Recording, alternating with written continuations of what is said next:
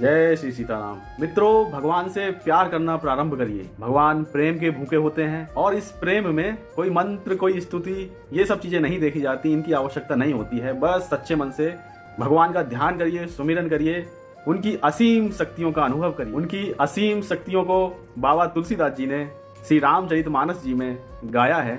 ये असीम शक्तियां मनुष्य की सीमाओं से परे हैं। अब आप पूछेंगे वो चौपाई कौन सी है? वैसे तो पूरी मानस जी में ही भगवान की असीम शक्तियों का वर्णन है, लेकिन मैं आपको दो चौपाइयां सुनाता हूं। देखिए, बाल कांड में बाबा तुलसीदास जी लिखते हैं, बिन पद चले सुने बिन काना, कर बिन करम करे विधि नाना, आनन रहित सकल रस भोगी, बिन बानी बकता बड़ जोगी, तन बिन परस नयन बिन देखा, घिरई ग्रान बिन वास अशेषा, असी सब भांति अलौकिक करनी, महिमा जासु जाई नहीं वरनी। अर्थ सुनिए, भगवान बिना ही पैरों के चलते हैं, बिना ही कानों के सुनते हैं, बिना ही हाथ के सब प्रकार के काम करते हैं, बिना जीव के सारे रसों का स्वाद चख लेते हैं और बिना ही वाणी के सबसे बड़े वक्ता हैं। भगवान बिना ही शरीर के स्पर्श करते हैं, बिना ही आंखों के देखते हैं और बिन नाक के ही सब गंधों को ग्रहण करते हैं। उन भगवान की करनी सब प्रकार से अलौकिक है,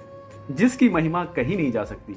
तो बाबा तुलसीदास जी ने दो चौपाइयों में भगवान की अलौकिक असीम शक्तियों का वर्णन कर दिया। जर्नल भाषा में ही कहें कि किसी का दिल दुखता है, कोई अन्याय होता है, तो कहते हैं भगवान की लाठी में आवाज नहीं होती है। भगवान सब देख रहा है, लेकिन भगवान हैं, दिखते नहीं हैं। दिखेंगे कैसे? प्रेम से। शुरुआत में मैंने कहा, भगवान से प्रेम करोगे, किसी मंत्र की आवश्यकता नहीं, किसी स्तुति की आवश्यकता नहीं। मनुष्य स्वतंत्र है, मनुष्य सभी जीवों का गुरु है, क्योंकि मनुष्य में इतनी बुद्धि है कि वह हित अहित की बातें समझता है।